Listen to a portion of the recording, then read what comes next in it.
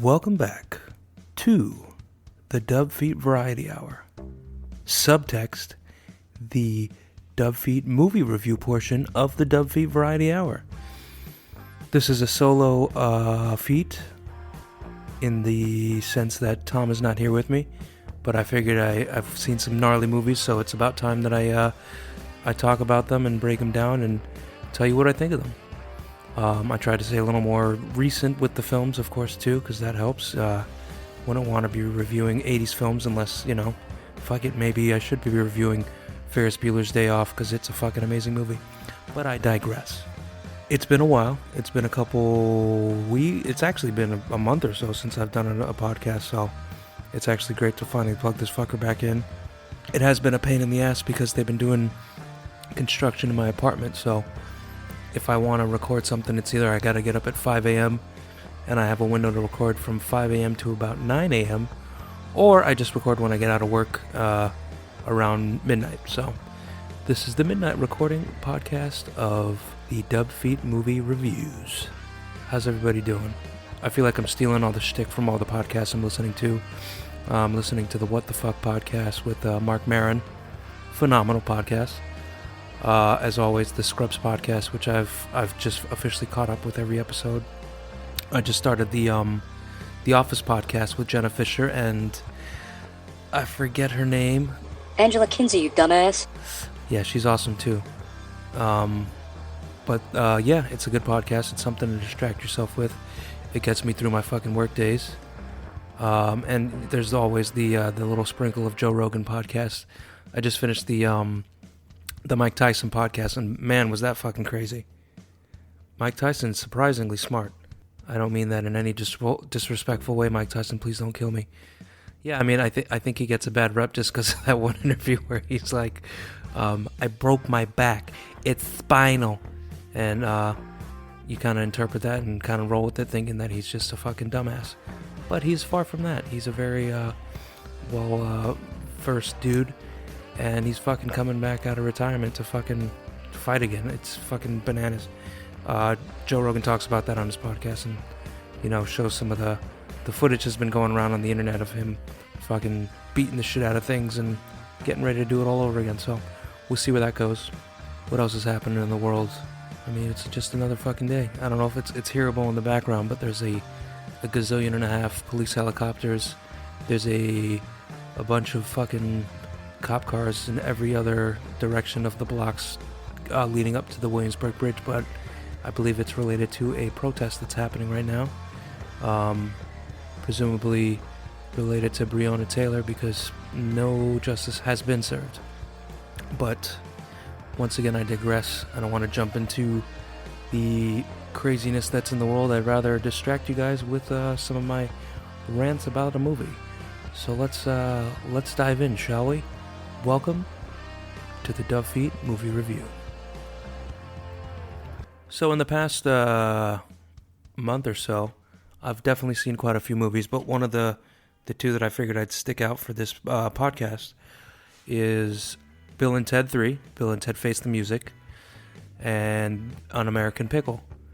Two movies, pretty similar in the comedic aspect of things, but also obviously very different timepieces, different stories. One's a trilogy, one's a standalone movie that was just made for the new HBO Max, which is just the funneling of HBO Go, HBO Now, and HBO competing with all the streaming sites. Which, by the way, of course I have because it's fucking awesome. Don't think I'm putting it down. It's awesome. But I took the time to watch both, and yeah, let's start talking about them. So, Bill and Ted 3. This one can relate in different ways to what's happening in society lately. It is literal time unfolding in on itself, and Ted and Bill are the only people that could save the world. Initially, before, they just needed to unite people, but now it's less about uniting people, more about saving the whole fucking universe. And of course, the younger generation, aka Christian Saul's character, she's all for them doing it. The older character, the mom to her character, thinks that killing Bill and Ted, similar to Bill and Ted's Bogus Journey, that would be the resolution to save the world. So the plot unfolds obviously with both of those ideas going. One of them's helping Bill and Ted, the other is trying to destroy Bill and Ted, and comedy ensues.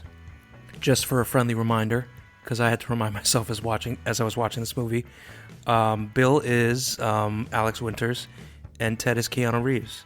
It's one of those things that you kind of remember and forget, but those movies were out in the 80s, 90s, so you don't see them, they don't pop up on your radar, you kind of forget who they are. But I had to refresh myself on that. It was awesome seeing them both back on the screen together. It was as if they haven't really skipped a beat much. Keanu obviously sounds a lot older now, but it worked for the character. Alex Winters pretty much sounds and looks almost exactly the same from when he was, popping up in every other movie in the 80s, so that was cool. One of the things that fucking was hilarious was the couples gag. So the beginning of the movie starts off with them going to couples therapy, and they both keep going back and forth as if they're a group couple, not a separate entity as separate couples there. So that was pretty funny. It does a very good reference back to like behind the music, and it pretty much shows that they had a career after Bill and Ted's Bogus Journey where they apparently thought they wrote the song to save the world, and that was not the song at all. Of course, it led to the band eventually disbanding. Bill and Ted went on to a sort of solo thing where they just kept trying to make the epic song, and that's how the movie opens up, where they're at a wedding where the family dynamic is weird because it's Ted's dad's stepson marrying his ex-wife, I believe. Either way, it confused me, even though I've seen the movie 3 times. But I was like, okay, that's weird and that's disturbing, but it's funny, and it keeps you kind of going, wait, what the F is going on in the movie? But it was good. So from there, they start to realize, okay, maybe we should just hang it up. Maybe we aren't going to write the song that will unite the world. We never did before. What's to say that we will now? So, of course, the movie unfolds later on where they are presented once again. They need to not necessarily unite the world. They need to write a song that will save the world. Because if they don't, the world will be fucking destroyed. Of course, instantly and nostalgically pleasing, they jump into a old phone booth and they start time traveling to a time period where their future selves have written the song. So this obviously brings up the main theme of man versus self. This is pretty much nail in the head with that because it's pretty obvious. Because as soon as they bump into their future selves, all there is controversy. The future selves are mad at them for causing all the issues and basically leading to the issues of the end of the world. George Carlin has a Tupac-esque cameo. He gets a reprisal of his role as a hologram, which is cool because at least it was a shout back towards the epic, the great, the one and only George Carlin. So it was great to see him, even briefly, even though it was a pre-recorded notion of him from the first Bill and Ted movie, but it was great to see him nonetheless. As always, the chemistry between Bill and Ted was superb, spot on, and amazing. It was cool to note that Bill and Ted Jr., aka Billy Prescott, and Teddy, I don't remember what her actual name was. I just remember it was Sam Weaving and the young lady from Atypical on Netflix, Bridget Lundy Payne. Wilhelmina Billy Logan is her full name in the movie. Honestly, they were great. I think a lot of people were worried that it was just going to be a reboot and it was just going to be, Bill and Ted being downplayed as they take the forefront. But I feel like they evened the screen time perfectly where they shouted out originally to the nostalgia of Bill and Ted and rolled with their storyline, as well as started the storyline with the Bill and Ted Juniors and seeing how they would unfold and seeing how they would try to save the universe or at least help their dads. And it was very much a shout back to Bill and Ted's Excellent Adventure. Same journey going back in time and pulling all these great historical musical figures and bringing them to the forefronts of time to save the fucking world. So it was very cool. And somehow they ended up recruiting Kid Cudi. Kid Cudi playing himself too, which was great as he has the epic line, "Station, from Bill and Ted's Bogus Journey. But that was great. They jumped around from time frames of 2720 all the way around to 2022, so they were bouncing all over the place. So the daughters eventually get their hands on Jimi Hendrix, Louis Armstrong, and some other historical musical figures, and it was a complete shout back to Bill and Ted 1. It seemed like it was going somewhere good, but then that same notion of killing Bill and Ted, quick flashback back to Bill and Ted 2, robot Bill and Ted come down and they kill Bill and Ted, causing them to meet death and yada yada yada. You guys know the movie. If you don't, check it out. Similar in Bill and Ted 3, a robot is designed to kill Bill and Ted, and he kills a lot of other people in the process of trying to kill Bill and Ted. And of course that becomes a running joke too, because he's like a self-aware robot after a certain point, and he wants to be known as who he is and blah blah blah blah blah. But before I give the whole fucking plot away of the movie, I'll get back to the main point here. The end of the movie is very reminiscent of Terminator Dark Fate. The whole thing with Terminator is they try to decide who are they chasing after, what's the point, is it the child of such and such, is it this, is it that, and the answer is typically right in front of your face. That was the case with Bill and Ted. NP46 was I think it's a highway mark, and that's when Bill and Ted realize that it's their daughters that will save the world. It's not them. They're part of saving the world, but it's not them alone. And that builds to the bigger picture, and the bigger point of the movie is the only way to resolve conflicts that are excessive is to come together and work together and resolve it. Obviously, that was the biggest theme in the whole movie. They pretty much get every universe to play music together, and that's how they save the fucking universe. Great fucking movie. Great acting. Great reprisals of all the characters that we've missed for so long. Great references back to both movies. Great references to everything. There was a cameo of Dave Grohl initially, and I think it's probably one of the best jokes. They literally say, that wasn't the best song in the world. That was a song by Dave Grohl, which purposely means Dave Grohl would be the one that would write a song that's the greatest song in the world. He's done it thus far. He's done it several times as is. So, after watching this movie 3 times, you might say 2.5 times because I watched it day before yesterday, and I fell asleep at the end after driving for 10 hours, so I couldn't commit to the whole film, but I watched 85% of it for the 3rd time. I would probably give this movie a 4.5, maybe as high as a 4.6 feet. It was a awesome movie. It was a movie that was needed for the time now, because it was just such a feel-good movie. It was just like it covered all bases on what we need right now in society as a reflection point. Like I said, I mentioned it in previous podcasts. I stopped watching Ozark for the same reason. It's just like, it was not uplifting, it was not positive, and it's just downtrodden, and just the mood of the show is so gut-wrenching, and it's such a great show, but the things that unfold in that show are so fucking depressing that you need something that's good and uplifting and positive. And Bill and Ted 3 is one of those movies that you need for that uplifting and positivity. So, on to the next film. The other movie that I watched recently, and I watched this with my little brother Kedron, I watched American Pickle. The cool thing at the beginning is it starts in standard definition, because it's supposed to be in the 1800s. And it also stars Sarah Snook, who is known lately for Succession. She's phenomenal in that show. I've been obsessed with that show. It's actually the reason why I haven't released much content lately, because I've been binging that show and I only recently finished it. But she had a small role in this movie, opposite of Seth Rogen's character, who Seth Rogen, he played several characters in this movie. He played his ancestor to the main character, and he played the 21st century character bloodline of the main character of the movie.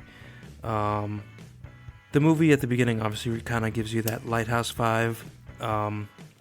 It has stupid, silly jokes of he's a ditch digger and ditch digging sucks. That's like the first line. So as I was saying, the story follows the Greenbaums.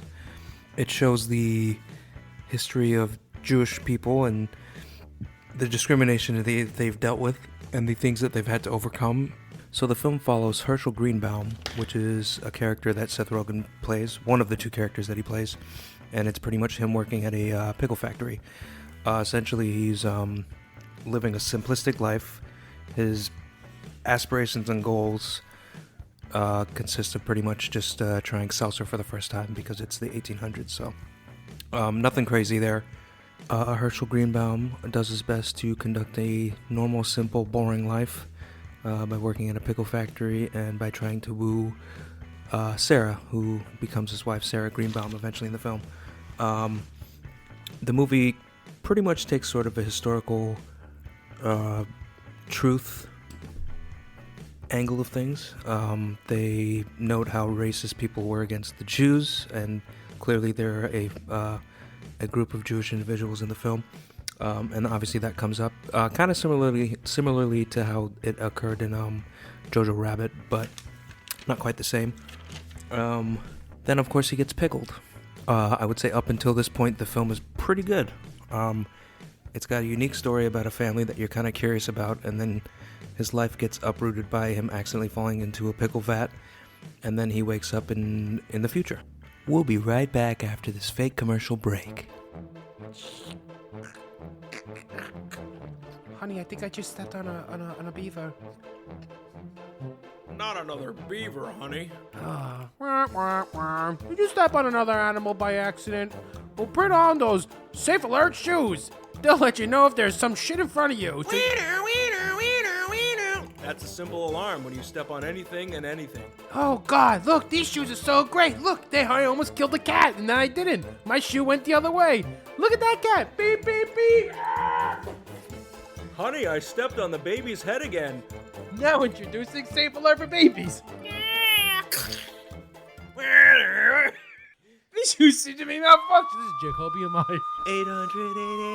800-888-8888.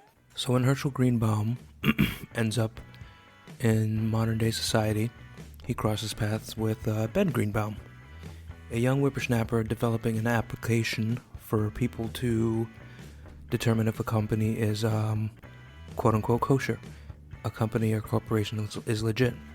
This is the point of the movie where you kind of start to notice that it's a more satirical viewing of the world, and it's highly inspired by stuff that's going on in the current world. But it's intriguing to see the angle that Simon Rich takes to make this movie. Interesting enough, it's a cool movie up until Seth Rogen starts having a fight with Seth Rogen. That's when the movie begins to spiral out of control. It ranges from bad stand-ins who are supposed to represent Seth Rogen talking to Seth Rogen, which is something that occurs in Bill and Ted, and they pull it off pretty well. They use I don't know, I guess maybe they use a closer or over-the-shoulder shot to make it look like it's somebody that is them. But in An American Pickle, they do such a terrible job at it. It's one of those things, maybe I just notice it and nobody else does, but yeah, like the guy would he would have a different beard, and then the shot would be Seth Rogen talking to this guy over the shoulder. The camera's over his shoulder, I mean, and it just from the beard you can tell it's not him. But I don't know. They do that a few times in the flick, and it only grows more annoying as it reoccurs. Aside from that, the Herschel versus Ben is kind of crappy. I don't know. It has a point because it keeps elongating the plot to their conflict, and the conflict that they have keeps growing and keeps changing. Obviously, Herschel Greenbaum has a mindset of simplicity, more so the notions of doing things simple but fast, which is an old style and an old world kind of notion of thinking. You just kind of want to get from point A to point B. And he looks at Ben, who just seems like he's just a slow and complex person. Obviously, the plot unfolds. Spoilers, unfortunately, Ben's parents, they passed away, so that's kind of why he's all sort of unsure of where he should go with his app ideas. And it was a sweet plot point because the app was named after his parents, and it showed that he actually had the notion of family within his heart, and that was kind of one of the bigger, broader themes of the overall movie. But it just it feels like just a end point and kind of cheesy at the end because of how back and forth they were fighting and how much they were like at each other's throats and literally trying to ruin each other's lives throughout the movie. So obviously one of the main takeaways from the movie would be corporations equal assholes. The movie was very bound in hipster valley. You actually see Barcade pop up in the movie. I'm 90% sure that they pretty much put out a cast for hipsters, as in that's the role they were literally asking for, which makes sense because it's very Brooklyn-y, hipstery, organic, naturally preserved pickles on the street and blah, blah, blah, blah. So, I guess another pointer that it's clearly a satire is they have GCN, which is pretty much Fox News. The movie reflects a lot on Herschel, where he almost ends up running for president, and in a very Donald Trump way, and of course then they just keep funneling in on his racist remarks, because he's from an old time, so obviously the mindset is different and what haves. So he says a lot of racist things that pretty much almost get him tarred and feathered in the film. Sorry, I keep having to stop and go because there is a literal pigeon outside my window that just keeps cooing, and it's really obnoxious. But it's also bound perfectly into the skit I did with Detective Stewart, so it's kind of funny, but it's fucking annoying. Anyways, I was going to mention the gentleman Simon Rich. He's the screenplay writer of this movie. He did such shows as Miracle Workers, which I believe is still running, and Man-Seeking Woman, which I watched most of. I just didn't keep up with it. Both really good. Simon Rich is a pretty busy dude, but he leans mostly to writing. Humorist, novelist, screenwriter, etc. He's written many books, none of which I've read, but I bet they're interesting. Unfortunately, Simon, I did not like this movie.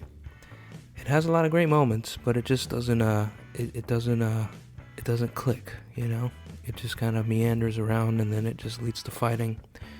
I could get the sort of appeal of it, and I mean the Rotten Tomatoes score I believe was 73%, a score that I would have probably expected to be lower. I just want to quote one of the things because it cracks me up. An American Pickle lacks the tart snap viewers might expect given its creative premise, but Seth Rogen's dual performance makes the low-key comedy to relish. I know, right? Hilarious. The relish part, that is. I kind of agree with that. I mean, it kind of gives... kind of expect one thing and then it just becomes a completely different movie. I guess another fun fact would be the director, Brandon Trost. He's worked on a lot of Seth Rogen movies. He's worked on Neighbors, The Interview, and he's actually been a pretty seasoned worker within Hollywood, so it's cool to kind of see him go from cinematographer to director. What else can I say about this movie? There are notions of man versus self. There's a clash between the older self and the younger self, and I think this is kind of a theme that runs with both Bill and Ted and An American Pickle. I mean, it's less of a clash between Bill and Ted and their daughters. It's more like different styles of how they want to do things. Same kind of concept occurs with Ben and Herschel's characters in the film, and it's almost like great-great-great-great-grandfather viewing modern-day hipster. What the hell is he doing compared to what I was doing when I was around his age? So, I guess the main takeaways is one of these films is really good, and one of them is not. Can you guess which one I picked that was my preferable film? Correct, Bill and Ted 3. And I would give that 5 out of 5 feet. As for An American Pickle, I would probably go, I'm going to say 3.5 out of 5 feet. I don't want to negate too much because the acting was great. The story starts off pretty good. I guess first act nailing a good movie, and then it just kind of goes downhill from there. It's filmed great. It's not as good as I expected it to be, simply put, which is why I would only give it the score I just gave it. As for that, I think that wraps up this dub feat. I hope you've enjoyed my ramblings here. I would say still see both of them. An American Pickle is on HBO Max, probably rentable on other streaming sites and what have you. Bill and Ted is available pretty much to rent or buy anywhere. I I had to buy it. It was one of those things where I was like, I don't know. I like the physical media, but I kind of want to watch it now. So I bought it the day it came out. I apparently had a coupon on Amazon when I bought it, so it was even cheaper. And then I watched it about 3 times, as I mentioned before. I guess watchability is one thing I can mention between these two films. I could totally see myself watching Bill and Ted again. Can I see myself watching An American Pickle again? Not really. No urge. I will be watching Simon Rich's other shows, though. I just actually started Miracle Workers, and that one's pretty entertaining. Cheesy moments here and there, but it's building to something interesting. I will definitely continue to follow Mr. Solomon on Twitter and see what is the next project he decides to do, because Bill and Ted was awesome, and he did a great job putting that together with Chris Matheson. I guess let me just shout out the director. I'm not familiar too much with him, but Dan Parasot, he's the guy that directed Bill and Ted 3, and he did a great job because all the effects were on point. Same with American Pickle. It's just the plot was not good, and it was a lacking.